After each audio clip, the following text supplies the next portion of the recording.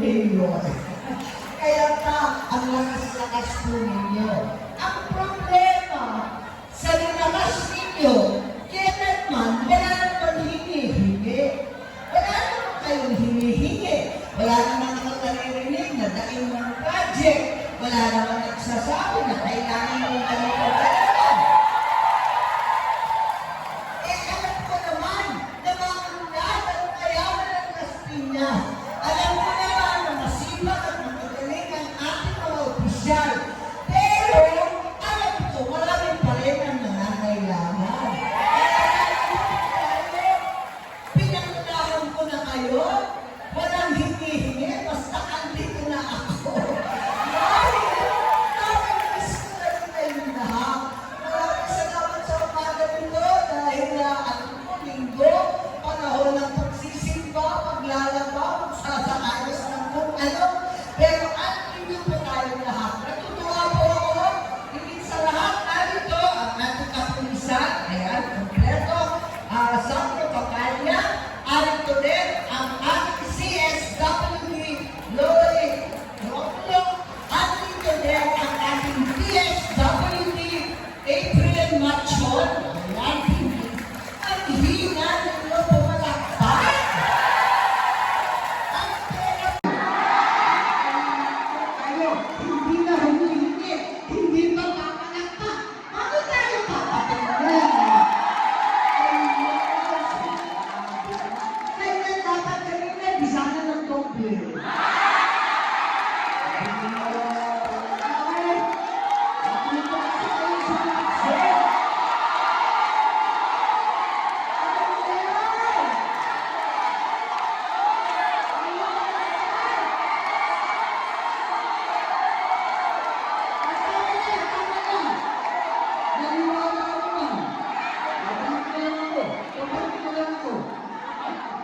Kayo talaga, ay saya-saya dito sa Las Piñas, nakakaaliw talaga.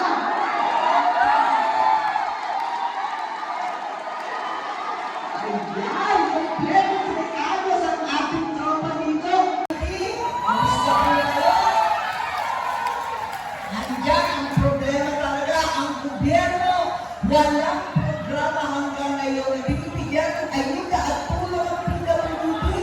Sa kabataan natin, ang bawat pamilya na may PWD nahihirapan sa gastos, maraming therapy, maraming gamot, dala sa ospital, kaya kailangan tulungan natin ang PWD, ang ating seniors. Ang dami natin. Kasama na lahat ng mga lolo at lolo. Ayan, sa taong ito, sa wakas, mabibigay ng buo sa ating marginal, mahihirap na seniors, ang tinatawag na social stipend. Sa wakas, mabibigay ng buo 1,000 sa buwan. Ayan, kompleto na yan. Pinagpilitan natin yan. So, todo na yan. Ang ating kabataan, may mga daycare parents, at higit sa lahat, ang TODA. Ayan. Katawan ng Diyos. Alam ninyo, ang totoo, noong 1974, pinagpilitan ng ama ko, ang dating Pangulong Ferdinand Edwin Marcos, na ibuo ang kalsada dito. Las Piñas, Bacoor, hanggang sa Tagaytay. Pinagtaka naman ng DPWH at lahat ng engineer noon, bakit mag-i-invest ng pagkalaki-laking kalsada sa pagkaliit-liit na bayan, katulad ng Las Piñas? Pinagpilitan ng ama ko, sabi niya, dinadaan-daanan ninyo ang Las Piñas. Sino ba ang makakapasok sa Metro Manila na hindi dadaan sa maliit na bayan na yan? Kaya pakantahin yan! At doon nagsimula ang tinatawag na Calabar Zone. Wala naman tumunlad, wala naman mag-i-invest kapag walang kalyeng maganda. Higit sa lahat, wala naman makakapunta sa Southern Tagalog na hindi dadaan sa inyo.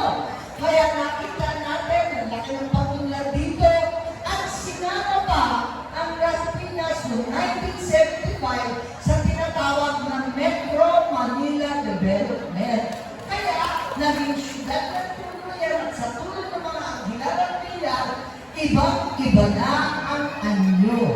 Kaya ngayon, hindi naman natin mapagkaila, iba ngayon ang panahon, ang taas-taas ng bilihin. Nang mahal na po lahat mula sa bigas, gasolina at iba pa. Kaya kung tulong at sana, eto nga, ay bibigyan natin sa umaga ito, 6 million pesos po sa ating iba't-ibang beneficiaries. Ayan.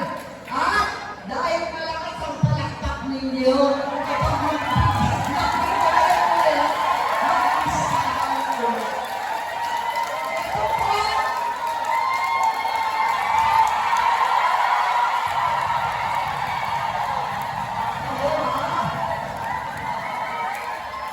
salamat! Alam po ninyo, yung PSWD noon, naiinis, sabi, bakit naman parating nandyan sa listahan yung Las Piñas na yan? Eh sabi ko, matagal na na eh. Yung last part, kasama ko dito, 2022 pa. Pero sabi nila, eh kasi minsan sa taon na yun dapat hindi pwede kayo kaya. Eh sabi ko, iba talaga eh. Talagang kanya ng buhay. May paborito kasi magalaw paborito. Eh, ganyan talaga eh. May pinapahal eh. Talaga yung buhay. Paborito, magaling bumoto. Pero, nakakabistuhan, magbigay ko ito sa iba ha. Pero alam na nililin sa ating na lang. Pero, eto nga, ang ama, may tulong sa amin, diretso lang daw ang tulong sa tao. Kaya diretso na itong mga pera ito. Higit sa lahat, baka may naaalala pa kayo, paliwanag maraming lola and lolo dito, na may isang programa sila nung panahon ng mga ako na malalaking tinapay pinigay sa eskwelahan. Nakalaman ko, yung mga sinako ng pera kinakailangan kasama pang bata. Anong pangalan? Ano yan? Talaga may ganda, pero ang lalakas pa ng boses, malakas pa yung likod, kaya pa. Dahil sa Nutriban, kaya nagdala po ako, nag-level up na tayo. Andiyan na po ang Nutri-G. Ang ating mga baby, ating mga anak, at sila yung kayo matatalino, matatangkad, at magaganda. Maraming salamat po sa inyong lahat. Marami pong problema sa ating mga bansa, marami pang tayong tumutulan sa ating mga solo parents. Alam ko, ang mga nanay na maraming hirap, kulang ng panahon, kulang ng kwarta. Talaga ganyan ang ating problema sa ating mga solo parents, ang ating mga seniors, ang haharap ng walang maintenance, ang ating PWD, ang TODA, pataas ng pataas ng gasolina, andyan naman ang kung ano-ano problema pa rin. Maraming salamat kahit ano po ang problema, may solusyon. Ay, may solusyon!